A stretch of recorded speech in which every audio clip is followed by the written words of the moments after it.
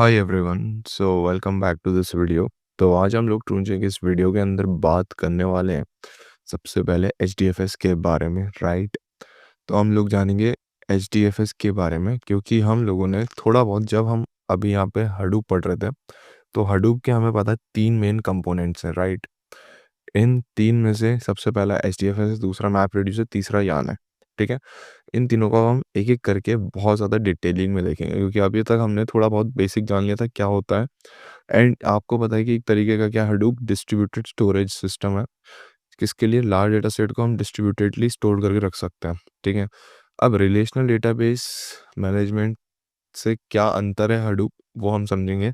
देखो सबसे पहले रिलेशनल डेटाबेस एक नॉर्मल डेटाबेस है, यहाँ पे हम डिस्ट्रीब्यूटेड फैशन में नहीं रखते और सो दैट्स व्हाई अपना जो रिलेशनल डेटाबेस होता है वो स्मॉल डेटा स्टोर करने के लिए काम आता है, राइट।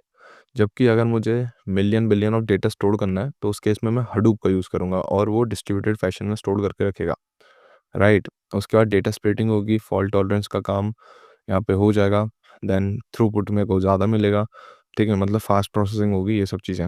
अब एक-एक करके इसका स्ट्रक्चर भी समझेंगे और सारी चीज़ें समझते हैं, ठीक है। तो एचडीएफएस का सबसे पहले पूरा नाम जो है वो है हडूप डिस्ट्रीब्यूटेड फाइल सिस्टम। अब इसके नाम में ही है क्या है, डिस्ट्रीब्यूटेड फाइल सिस्टम है, मतलब कि एक तरीके का फाइल सिस्टम है जो कि डिस्ट्रीब्यूटेड फैशन में है, राइट। और ये हडूप का सबसे मेन इकोसिस्टम है और you can say primary storage component है। लाइक अगर आप लोग देखोगे, ये है मेरा एचडीएफएस। सो जितना भी डेटा स्टोर होगा, लाइक मैं मैप रिड्यूस कर रहा हूँ, ठीक है। मैप रिड्यूस किसके लिए, प्रोसेसिंग के लिए। तो कहाँ से डेटा उठाएगा, हडूप से उठाएगा।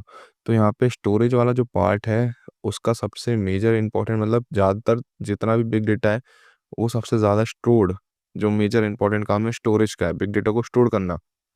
और बाद में फिर प्रोसेसिंग वगैरह ये सब तो होती रहेंगी बाकी चीज़ों से, बट हडूप का काम क्या है, उसको स्टोर करना, ठीक है। एचडीएफएस का काम, हडूप के अंदर एचडीएफएस जो है वो क्या करेगा, स्टोर करके रखेगा बिग डेटा को। तो ये क्या है, प्राइमरी स्टोरेज पार्ट है पूरे हडूप इकोसिस्टम का, ठीक है। It is design to store and manage the large data set by distributing them across multiple nodes, ठीक है। अब भाई नोड्स क्या है, बाकी चीज़ें क्या है वो समझते हैं। तो अगर आप लोग एचडीएफएस का आर्किटेक्चर देखेंगे, ये हडूप का आर्किटेक्चर नहीं, किसका है, एचडीएफएस का। एचडीएफएस का पूरा नाम क्या है, हडूप डिस्ट्रीब्यूटेड फाइल सिस्टम, जो आज हम पढ़ रहे हैं, ठीक है। Hadoop distributed file system, right. तो उसका ये आर्किटेक्चर है। इसमें दो सबसे मेन इंपॉर्टेंट नोड्स होती हैं। पहली नोड होगी नेम नोड, ये एक तरीके की क्या होगी, मास्टर नोड होगी। अब मास्टर नोड का काम क्या होता है, मतलब ये मुखिया होगी, लाइक बड़ा होगा ये चीज़, और ये हर एक छोटे डेटा नोड को संभालेगा। ये डेटा नोड जो, ये दूसरी डेटा नोड, ऐसी दूसरी अगली डेटा नोड होगी, ठीक है। फिर अगली डेटा नोड्स हो सकती हैं, तो मल्टीपल डेटा नोड्स को कौन संभालेगा, मास्टर नोड संभालेगा, राइट। जिसको हम क्या कह रहे हैं, नेम नोड। तो यहाँ पे दो चीज़ें होंगी इसके आर्किटेक्चर में, एक होगी नेम नोड और दूसरी होगी डेटा नोड, राइट। अब नेम नोड क्या है, यहाँ पे मास्टर नोड है, और डेटा नोड जो है वो है वर्कर नोड, ठीक है। डेटा नोड क्या है, वर्कर, मतलब अगर मुझे कुछ भी काम करना है, लाइक मेरे को डेटा स्टोर करना है, तो मैं कहाँ पे स्टोर करूँगा, इस डेटा नोड के अंदर स्टोर करूँगा, राइट। और फिर बाकी उसके अंदर दुनिया भर की चीज़ें अलग से आएंगी, ठीक है। मैं इसको क्लियर करता हूँ अभी। तो अभी हमने यहाँ पे देख लिया इसके दो मेन आर्किटेक्चर में दो मेन चीज़ें हैं। सबसे पहले है नेम नोड, देन उसके बाद है डेटा नोड, राइट। अभी वो हम एक-एक करके सीखेंगे कि नेम नोड में क्या होगा, डेटा नोड में क्या होगा, एंड आपको पता होना चाहिए ये सारी चीज़ें, और मैं बहुत ही बारीकी से आपको बताऊँगा और एक-एक पॉइंट आपको समझाऊँगा सो दैट कि आपको हर एक चीज़ क्लियर होती चली जाएगी। अब नेम नोड मेरी मास्टर नोड है, नेम नोड, ठीक है। तो ये क्या-क्या स्टोर करके रखा है, एक तो सबसे पहले डेटा नोड की इन्फॉर्मेशन स्टोर करेगा। तो ये डेटा नोड किस जगह पे रखा गया है उसके बारे में सारी चीज़ें स्टोर करके रखेगा, मतलब उसका मेटा डेटा स्टोर करके रखेगा, मतलब कि मेरी फ़ाइल कहाँ पे पड़ी है, और फ़ाइल किस फ़ॉर्म में होगी, ब्लॉक्स की फ़ॉर्म में होगी, ठीक है। अगर आप लोग ध्यान से देखें तो फ़ाइल स्टोरेज की अगर यहाँ पे बात करें किस तरीके से फ़ाइल जो मैं स्टोर करूँगा, वो इस दर ब्लॉक्स की फ़ॉर्म में स्टोर करूँगा, ठीक है। और ये मैंने आपको पहले भी बता ही दिया था, जब मैं आपको यहाँ पे बता रहा था कि जो डेटा होगा वो मेरा ब्लॉक्स की फ़ॉर्म में स्टोर होगा, और बाय डिफ़ॉल्ट वो होता है 128 एमबी और 64 एमबी। तो ज़्यादातर क्या होता है, 128 एमबी होता है, ठीक है। ये बिट्स के ऊपर है, 64 बिट, 32 बिट, तो उस हिसाब से 128 एमबी या तो फिर 64 एमबी, ये मेरा ब्लॉक का साइज़ है। तो फाइल जो स्टोर होगी in the form of blocks होंगी, और ये ब्लॉक्स कहाँ पे होंगे? ये सारे मेरे ब्लॉक्स हैं, ठीक है? डेटा नोड्स में। ये ब्लॉक है, ये ब्लॉक है, ऐसे ही ये ब्लॉक्स हैं, ये सारे ब्लॉक्स हैं, राइट? तो ये जो ग्रीन ग्रीन दिख रहे हैं ब्लॉक्स हैं, and these blocks are distributed across multiple data nodes in the cluster. तो अगर आप लोग देखेंगे तो डेटा नोड्स के अंदर ये जो सारी चीज़ें हैं, ये सब क्या है? ब्लॉक्स हैं, राइट? मैंने अभी आपको बता दिया। अब रेप्लिकेशन क्या होता है?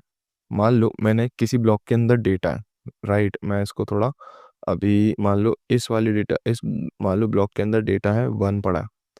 अब हो सकता है ये पूरा जो सिस्टम है अभी, मान लो थोड़ी देर के लिए फेल हो जाता है, करप्ट हो जाता है, फेलियर आ जाता है। अब मैंने इधर डेटा इम्पोर्टेंटली नोट किया हुआ है, सपोज़ वो 1 है, ठीक है? अब मेरा अगर ये सिस्टम फेल हो जाएगा, तो मेरा ये वाला पूरा 1 जो है या जो भी डेटा है वो करप्ट हो जाएगा, वो भी मैं फेल हो जाएगा, मतलब डेटा रिकवर नहीं कर पाऊँगा। तो इस डेटा को मुझे मल्टीपल कॉपी बनाना पड़ेगा, मतलब अगर ये डेटा 1 है, तो मेरे को इधर भी 1 करीब एक और इसकी कॉपी बनानी पड़ेगी, और मान लो इधर भी मैं कॉपी बना रहा हूँ, ठीक है? तो अब ये डेटा सेव रहेगा अगर ये सिस्टम फेल हो जाता है तो, या फिर यहाँ पे भी सेव रहेगा।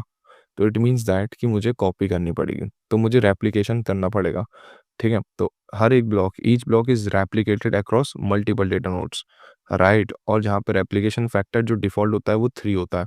मतलब हर एक ब्लॉक जो है, मान लो सपोज़ ये ब्लॉक है, तो इसके अंदर कुछ भी डेटा पड़ा है, ठीक है? अगर वो फेल हो भी जाता है पूरा, तो दूसरे ब्लॉक में वो डेटा स्टोर होगा, और बाय डिफ़ॉल्ट कितने, मतलब रेप्लिकेशन फैक्टर होता है यहाँ पे बाय डिफ़ॉल्ट 3 होता है, मतलब 3 रेप्लिका तो बनती है, राइट? डिफ़ॉल्ट है, आप 1 भी बना सकते हो, आप इससे ज़्यादा भी बना सकते हो, 2, 3, 4, 5 जितनी बना सकते हो, बट बाय डिफ़ॉल्ट जैसे इसका बाय डिफ़ॉल्ट साइज़ जो है वो 128 एमबी है, और नॉर्मल 32 बिट्स में 64 एमबी है। तो वैसे ही इसका बाय डिफ़ॉल्ट रेप्लिकेशन फैक्टर कितना है? 3 है। रेप्लिकेशन हम क्यों कर रहे होते हैं ब्लॉक्स का? क्योंकि अगर सिस्टम फेलियर आता है, मान लो कोई भी एक नोड मेरी करप्ट होती है, ठीक है? तो उस हिसाब से दूसरा वाला काम कर जाएगा, एंड उसका एक रेप्लिकेशन या एक रेप्लिका वहाँ पे ऑलरेडी मेंटेन होगा उसका, राइट? उस ब्लॉक का। सो इसीलिए हम हर एक ब्लॉक का क्या करते हैं? रेप्लिकेशन बनाते हैं, और ऐसा नहीं कि एक ही जगह बनाते हैं। सपोज़ एक ही जगह बनाने का मतलब क्या है? मान लो ये डेटा 1 है, तो मैं यहीं पे 1 नहीं डालूँगा एक ही पूरे उसके अंदर, ठीक है? मैं ये 1 को दूसरी जगह-जगह डिस्ट्रीब्यूट करूँगा, इधर ही नहीं बनाऊँगा, एक ही जगह पे।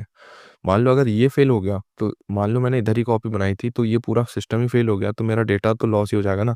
सो दैट्स व्हाई मैं 1 को इधर रखूँगा या फिर दूसरी मशीन्स पे रखूँगा, करेक्ट है? और मशीन्स हो सकती है कभी पास रखा हूँ, चाहे दूर रखा हूँ। अब मुझे कैसे पता चलेगा कि मैंने, मान लो ये डेटा यहाँ पे 1 रखा है, वो इधर भी कॉपी किया है और इधर भी किया है। तो ये मैं सब कहाँ स्टोर करूँगा? मेटा डेटास के अंदर, मतलब नेम नोड के अंदर। तो नेम नोड क्या है? एक मास्टर नोड है, जो कि हर एक चीज़ स्टोर करके रखे, लाइक मैंने कहाँ पे क्या चीज़ का रेप्लिका बनाया है और उसका क्या एड्रेस है, मतलब मेटा डेटा सब चीज़ रखा रहेगा उसके अंदर, किसके अंदर? नेम नोड के अंदर। तो डेटा नोड क्या है? एक तरीके की वर्किंग नोड है जिसके अंदर सारे ब्लॉक्स हैं, उसके अंदर डेटाज़ है। और नेम नोड क्या करेगा? उन सारे डेटा नोड्स को पॉइंट करके रखेगा, ये सारी चीज़ें करके रखेगा। इतना तो अब आप समझ चुके होंगे, राइट? सो इससे मुझे क्या पता चल रहा है? डेटा की एबिलिटी, है ना, रेप्लिकेशन बनाने से। अगर कोई डेटा मेरा फ़ेल हो जाता है डेटा नोड, तो मैंने क्या किया? उसकी रेप्लिकेशन बना रखी है, मैंने उसकी एक कॉपी बना रखी है उस ब्लॉक की। उससे मेरा जो एक्चुअल डेटा है वो क्या नहीं होगा? वो खराब नहीं होगा। अगर सिस्टम मेरा फ़ेल भी हो जाता है या उस डेटा नोड को कुछ प्रॉब्लम हो भी जाती है, लाइक मैंने अभी आपको बताया, मान लो इस डेटा नोड के अंदर 1 पड़ा है, अगर ये करप्ट हो भी जाता है, तो 1 इधर पड़ा है, 1 इधर पड़ा है, या तो कहीं इधर कहीं पड़ा है, तो वो इधर से वो डेटा हम रीड कर सकते हैं, राइट? तो इस तरीके से मेरे को एक अच्छा-सा फ़ॉल्ट टॉलरेंट वाला काम भी मेरा हो जाता है, ठीक है? तो ये चीज़ है, राइट? तो इसीलिए हम क्या यूज़ करते हैं भैया, यहाँ पे एचडीएफएस में जो ब्लॉक्स हैं, उसका हम मल्टीपल रेप्लिका बना लेते हैं। रेप्लिका मतलब कॉपी बना लेते हैं, करेक्ट? नेक्स्ट चीज़ क्या है? Meta data. तो मेटा डेटा मतलब जो भी मेरा डेटा नोड्स के अंदर जो भी चीज़ें हैं, उसकी सारी लोकेशन हम नेम नेम नोड के अंदर स्टोर करेंगे, ठीक है? नेम नोड के अंदर मेटा डेटा रखेंगे, जो क्या बताएगा? इसकी लोकेशन बताएगा, लाइक यहाँ पे जो भी डेटा है उसकी लोकेशन बता देगा डेटा नोड की। तो नेम नोड, तो ये लिखा मेटाडेटा इन नेम नोड। तो मेटाडेटा का मतलब क्या हुआ? देन मेटाडेटा वैसा होता है डेटा का इन्फॉर्मेशन रखना। जैसे कि डेटा नोड जो भी है उसकी इन्फॉर्मेशन या किसी भी चीज़ की इन्फॉर्मेशन, मेटाडेटा वैसा होता है। Data about data is known as metadata, data about data is known as meta data, right. तो the name node keep track of which block belongs to which file. तो यही चीज़ बता रहा हूँ जो मैंने अभी आपको बताई थी, क्या वही चीज़ कह रही है लाइन? बिल्कुल। तो जो भी मेरा ब्लॉक है उसके सामने की जो भी फाइल्स हैं वो कहाँ पे, क्या उसकी लोकेशन है, क्या उसका पाथ है ऑन डेटा नोड्स, मतलब किस नोड के पास पड़ी है, वो कहाँ पे पड़ी है, तो वो सब जो स्टोर होगा वो मेटा डेटा के अंदर होगा। तो अब हमें इतना पता चल गया कि मेटा डेटा का मतलब यहाँ पे क्या हुआ और वो क्यों हम नेम नोड के अंदर स्टोर कर रहे हैं। बिकॉज अगर यहाँ पे करप्शन आ जाता है, तो सपोज यहाँ पे वही डेटा कॉपीड हुआ है एंड यहाँ पे भी इस ब्लॉक के अंदर भी वही डेटा कॉपीड हुआ, तो अगर मान लो ये वाला ब्लॉक फेल हो जाता है तो उस केस में हम यहाँ से रीड कर लेंगे, यहाँ से रीड कर लेंगे, बिकॉज हमें मेटा डेटा के अंदर हमने ये सारी इन्फॉर्मेशन स्टोर करके रखी है। ठीक है, तो ये सारी चीज़ें इस तरीके से वर्क करती हैं। तो यहाँ पे नेम नोड जो है एक तरीके की मास्टर नोड है, तो नेम नोड जो भी बोलेगा उस तरीके से डेटा नोड के अंदर जो भी काम होगा वो परफॉर्म होगा, राइट। तो ये सब चीज़ें आपको बतानी कि नेम नोड के अंदर क्या क्या होने वाला है। वैसे तो अब आप समझ चुके हो, बट कुछ एग्जाम पॉइंट ऑफ व्यू से पॉइंट्स हैं वो मैं बता देता हूँ। पहला लाइन क्या, name node is the master node, right. दूसरी चीज़ इसके अंदर क्या स्टोर होगा, मेटा डेटा स्टोर होगा, किसका, फाइल सिस्टम का, लाइक फाइल का नेम, फाइल की परमिशंस, कौन कौन उस फाइल को एक्सेस कर सकता है। ठीक है, लाइक एक्सेस दो तरीके का किया जा सकता है। या तो मैं फाइल को रीड कर सकता हूँ, या तो मैं फाइल को रीड के साथ राइट भी कर सकता हूँ, राइट। मतलब मान लो कोई भी फाइल है, जैसे अगर आप लोग देखते हो ट्रू इंजीनियर के हम इंपॉर्टेंट क्वेश्चंस के पीडीएफ देते हैं, अब आप लोग उस पीडीएफ को रीड कर सकते हो, राइट। अब मेरे को उसको अपडेट भी करना है, तो मैं उसको क्या बोलूँगा कि मैं राइट कर सकता हूँ। राइट कौन कर सकता है, सिर्फ और सिर्फ मैं कर सकता हूँ, बिकॉज मैं उसका क्या हूँ, एडमिन हूँ। ठीक है, तो फाइल को हम या तो रीड कर सकते हैं, या तो रीड और राइट दोनों कर सकते हैं। तो मैं क्या कर सकता हूँ, मैं दोनों चीज़ें कर सकता हूँ, मैं रीड भी कर सकता हूँ, मैं राइट भी कर सकता हूँ। बट स्टूडेंट के लिए सिर्फ रीड की परमिशन अवेलेबल है। स्टूडेंट सिर्फ और सिर्फ उस फाइल को रीड कर सकता है।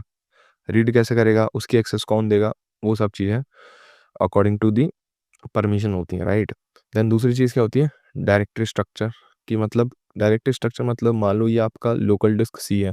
अब लोकल डिस्क सी के अंदर आपने एक फोल्डर बनाया, उसके अंदर आपने फाइल स्टोर करके रखी है, तो इस तरीके से कौन सी डायरेक्टरी, उसका पाथ, उसकी लोकेशन, ये सब चीज़ें कहाँ स्टोर होती हैं, मेटा डेटा के अंदर स्टोर होती हैं, और वो नेम नोड मैनेज कर रहा होता है। ठीक है, इसीलिए हम नेम नोड के बारे में पढ़ रहे हैं अभी, फिर डेटा नोड के बारे में भी रीड करेंगे।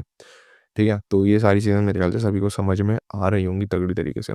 उसके अलावा मेटा नेम नोड जो है वो क्या मैनेज कर रहा होता है, फाइल की हायरार्की और डायरेक्टरीज की हायरार्की। लाइक जो मैंने बताया कि सपोज आपकी लोकल डिस्क में, अगर मैं इस पॉइंट को कवर करूं कि आपकी लोकल डिस्क सी है, तो सी के अंदर आप कुछ फाइल फोल्डर बना रहे हो, उसके अंदर एक और फोल्डर बना रहे हो, उसके बाद आप जो है ट्रू इंजीनियर की फाइल जो है, लाइक ट्रू इंजीनियर का कोई भी पीडीएफ सेव कर रहे हो, तो आप इस तरीके से कर रहे हो, कुछ इस तरीके से फाइल स्ट्रक्चर बना रहे हो।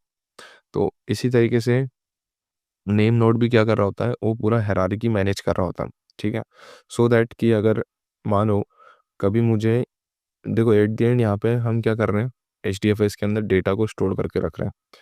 ठीक है, अब डेटा को स्टोर हम कर रहे हैं तो कभी ना कभी मुझे उस डेटा को एक्सेस भी करना होगा, उस डेटा के अंदर प्रोसेसिंग करनी होगी, उस डेटा का मुझे कुछ ना कुछ ऑपरेशंस करने होंगे। डेटाबेस मैनेजमेंट सिस्टम में भी हम यही कर रहे होते हैं। लाइक अगर आपने डेटाबेस के अंदर कुछ भी चीज़ रखी है माई एसक्यूएल जैसे डेटाबेस के अंदर, तो आप क्या करते हो, with the help of DBMS या with the help of query language, SQL query language या कोई सी भी क्वेरी लैंग्वेज, आप उस डेटा के अंदर ऑपरेशंस कर रहे हो, तो उस डेटा को अपडेट कर रहे हो, उस डेटा को इंसर्ट कर रहे हो, उस डेटा को गेट कर रहे हो या डिलीट कर रहे हो, तो ये सारी चीज़ें करनी होती हैं। ऐसे ही डेटा स्टोर का मतलब भी वही है कि मैंने डेटा को रखा हुआ है एचडीएफएस के अंदर। अब मुझे उस डेटा को या तो रीड करना है, या तो राइट करना है, तो अपडेट करना है, तो डिलीट करना है। तो मैं इसीलिए ये डायरेक्टरी स्ट्रक्चर मैनेज करके रखूँगा ना, कि कभी मेरे को रीड करना है तो मैं कहाँ से करूँगा? तो उस केस में नेम नोड का काम बहुत ज़्यादा ज़रूरी होता है, राइट? तो वही चीज़ बताइए, track with data nodes hold the replicas of which blocks. तो मैं देख लूँगा कि किधर मैंने रेप्लिका बनाया है, किस ब्लॉक का, एंड उसको कहाँ रखा है। ठीक है, with the help of Meta data की इन्फॉर्मेशन, और ये कौन हैंडल कर रहा है, नेम नोड कर दिया है, करेक्ट? उसके बाद क्या होता है, अब देखो मानो मैंने क्या किया, यहाँ पे डेटा डाला है सपोज 1।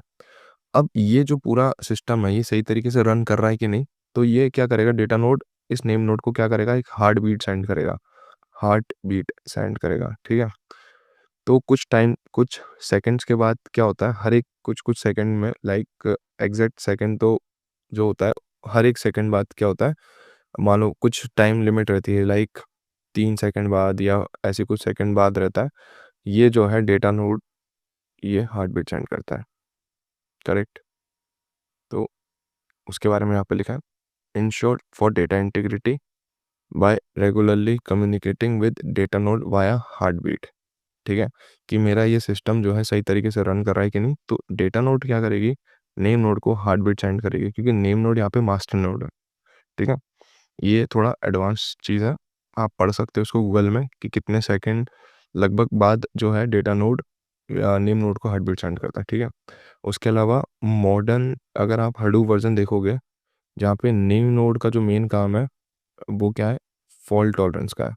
फॉल्ट टॉलरेंस का मतलब क्या है, अगर कोई भी एक फाइल मतलब पूरा एक पार्ट करप्ट हो जाता है, तो दूसरा पार्ट मतलब उसका जो डेटा मानो वन यहाँ पे कॉपी हुआ है, तो ये चलता रहेगा, यहाँ पे प्रॉब्लम नहीं आएगी। राइट, सपोज यहाँ पे भी वन कॉपी है, तो अगर मान लो ये भी करप्ट है ये भी करप्ट है, तो ये वाला पार्ट चलता ही रहेगा। तो इस तरीके से हम रेप्लिकेशंस बना रहे होते हैं। राइट, तो ये जो फॉल्ट टॉलरेंट वाली बात हुई है वो यही कह रही है। ठीक है, तो ये होगी बात नेम नोड की। अब कहानी है डेटा नोड की। तो डेटा नोड क्या है, यहाँ पे वर्कर नोड है जो कि एक्चुअल काम कर रही है, क्योंकि डेटा नोड्स के अंदर मतलब हम क्या कर रहे होते हैं, यहाँ पे ब्लॉक्स की बात कर रहे होते हैं। ठीक है, राइट। तो यहाँ पे जो एक्चुअल डेटा होगा वो in the form of blocks होगा। तो यहाँ पे लिखा है, store the actual blocks of the data on the local file system of the node in each cluster. और मैंने बताया था कि डेटा नोड जो है हार्ट बीट सेंड करता है किसको, नेम नोड को। तो वही चीज़ यहाँ पे बताइए, डेटा नोड जो है सेंड करेगा heart beat to the name node to confirm its operation, कि सही तरीके से वर्क कर रहा है कि नहीं। अगर हार्ट बीट बंद हुई सपोज, अगर हार्ट बीट सपोज इस क्लस्टर की बंद हो गई, इस वाले क्लस्टर की, कलर मैं इसका चेंज करके थोड़ी देर के लिए ब्लू ले लेता हूँ। ठीक है, सपोज इस वाले पूरे क्लस्टर की अगर हार्ट बीट बंद होती है, तो मैं समझ जाऊंगा कि ये जो क्लस्टर है ये क्या हो गया, करप्ट हो गया। करप्ट हो गया मतलब ये इस क्लस्टर फेल हो चुका है। तो इस क्लस्टर का जो भी डेटा है मैं इधर से या कहीं और से यूज़ कर लूँगा। राइट, तो ये वो चीज़ बता रहा होता है, इसीलिए हार्ट बीट का कॉन्सेप्ट भी ज़रूरी है। उसके अलावा handle replication of data blocks as instructed by the name node to maintain the fault tolerant, कि मेरा डेटा वेस्ट ना हो, डेटा अवेलेबल हो हर टाइम। हम क्या हैंडल कर रहे होते हैं, रेप्लिकेशन। ठीक है, वही मैंने जो आपको बताया घुमा फिरा के वही चीज़ है। करेक्ट है। और कौन कौन इंस्ट्रक्ट कर रहा होता है, नेम नोड कर रही होती है। नेम नोड क्योंकि यहाँ पे मास्टर नोड है। क्या बात समझ में आई?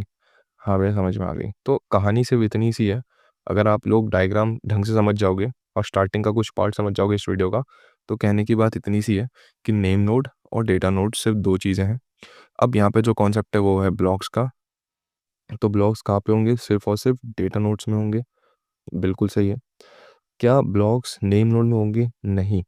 ब्लॉक्स के अंदर क्या होगा, एक्चुअल डेटा होगा। यस, तो दैट्स वाई हम इसको क्या कहेंगे, डेटा नोड्स को वर्कर नोड्स, क्योंकि ब्लॉक्स यहीं पे है, सारा काम यहीं पे होगा।